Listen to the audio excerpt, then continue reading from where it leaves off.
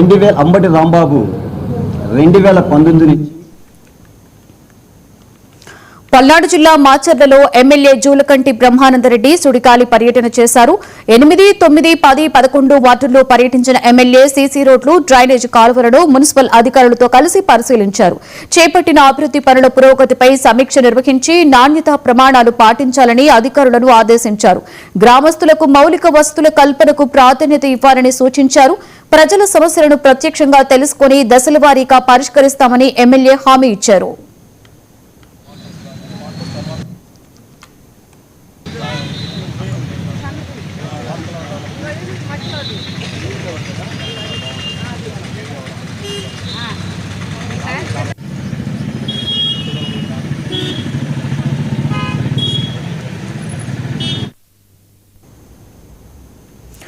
అంగన్వాడీల గౌరవం కాపాడేది కూటమి ప్రభుత్వం.